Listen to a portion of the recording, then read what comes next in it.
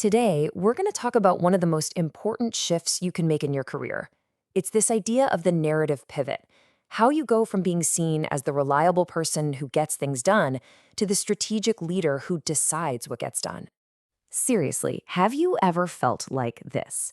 You are crushing it. You're hitting all your deadlines, you're the go-to person when everything's on fire. But when promotion time rolls around, or even just in those big meetings, it's like you're wearing an invisibility cloak. If that sounds even a little familiar, stick around. You're definitely not alone. Okay, to make this real, let's tell a story. Let's talk about Mark. Now, Mark is everything you'd want in an employee. He's brilliant, he's dedicated, he's the person you can always count on. But he's about to slam into a wall that all his hard work by itself just can't get him through. And this gets us right to the heart of what we can call the hard worker's dilemma. It's this weird paradox that so many of us fall into, where the very things that make you amazing at your job today are the exact same things holding you back from getting to the next level. So get this. One day, Mark takes a look at the numbers, and he realizes he has personally handled a staggering 80% of the team's crisis tickets for the entire month. 80%. He's not just on the team, he is the fire department. So let's just lay out the facts here. He delivered more than anyone else. He missed fewer deadlines. He was basically the engine keeping the most critical stuff running. And his reward? In the big project wrap-up meeting? Crickets. His name isn't even mentioned. And so he's stuck, watching other people get promoted while he's been parked in the exact same role for a year and a half. The difference between his actual performance and his career growth is just huge. So why does this happen? Well, it all boils down to what I call the great misunderstanding. It's this idea that we think we know how the world of work operates, but we're often playing by a completely different set of rules than the ones that actually matter. And this slide just nails it, right? The common belief, the one we're all taught, is that results speak for themselves. Do great work and the rewards will follow. Simple. But the cold, hard truth, large organizations are way too complex for that. Decisions are made by busy people with limited information. So they run on these simplified mental models of who you are, these proxies, that are built from quick impressions and what they hear about you from other people. You have to get this into your head. Your boss's boss, the VPs, the directors, they aren't watching you code or build your spreadsheets. They don't see the late nights. They're flying at 30,000 feet and they only see the tiny signals that make it all the way up to them. So let's define this term proxy. It's so important. Think of it as the organization's mental shortcut for you.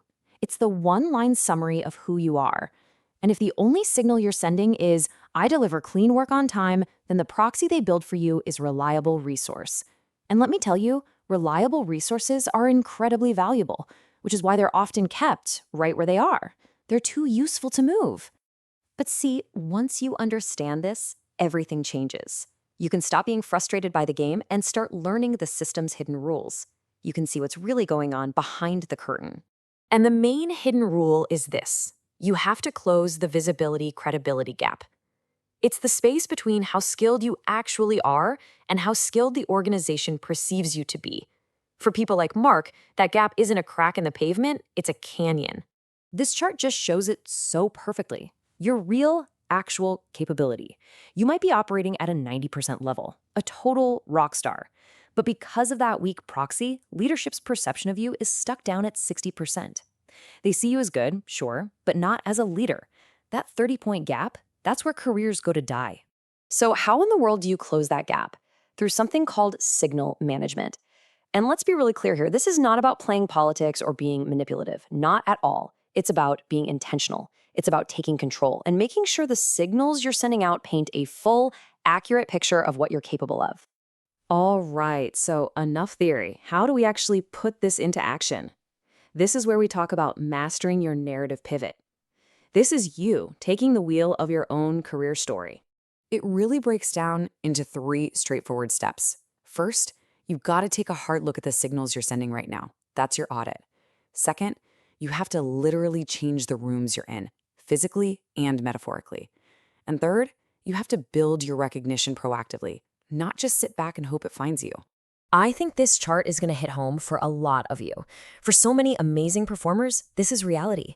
95% of your time and energy is spent heads down, just doing the work. And maybe 5% is spent on signaling your strategic value.